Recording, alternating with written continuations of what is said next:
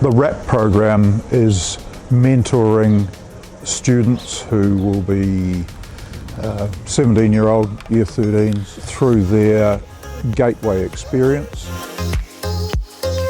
The main objective, I want the students to develop their communication skills by the end of the term before they head out into the real world. And I think having mentors who have experience in the industry, experience in the real world, have a lot to share with these students and give them a bit of confidence, real world confidence. Talk to them through the process, what materials they need, what sort of labour, what sort of time frame.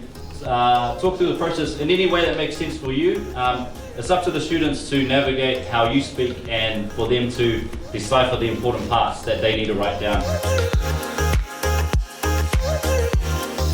The mentoring program is integrated into our Level 3 Trade Academy program. And the way that that happens is that the mentors come to us on a Thursday morning at the same time every week. They normally have 2 or 3 students, and they speak to them about how it's going with their placement, and then they talk about any challenges they might have, and it could be as simple as how they're getting to their work placements, and it's the mentor's job to walk beside them and help them through those challenges.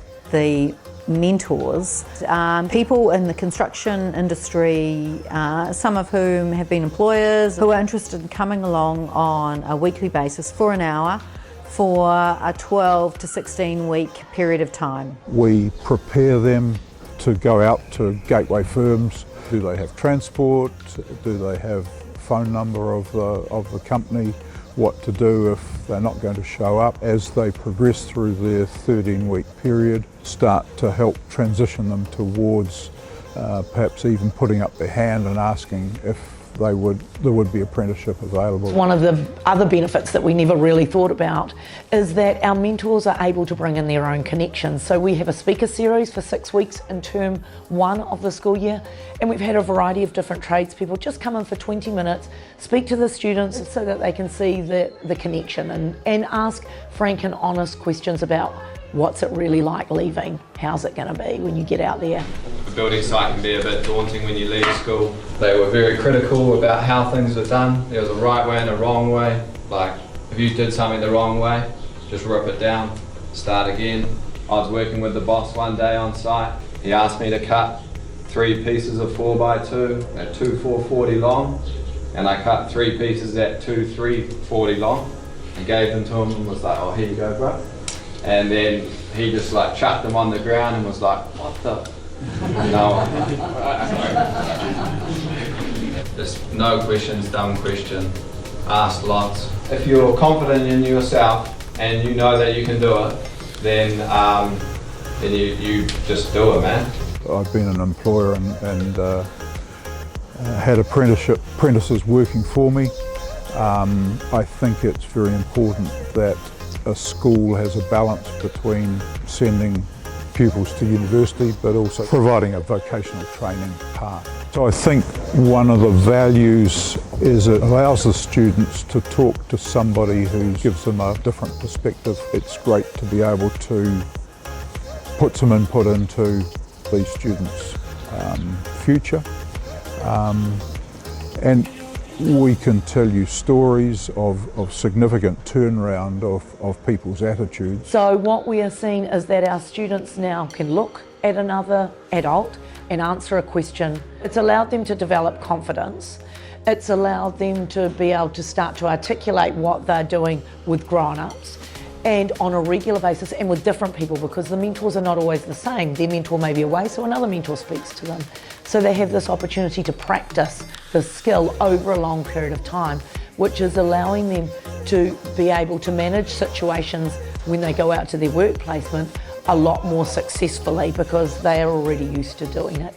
Because I'm a tutor coordinator, I see the value for adults is amazing. They are able to come in a well-organised system where they don't have to do anything other than come along with a smile on their face and an agreeable manner, and then they get to do something really useful one-on-one with a student. I see huge social value of people being involved with young people with the energy that is young people.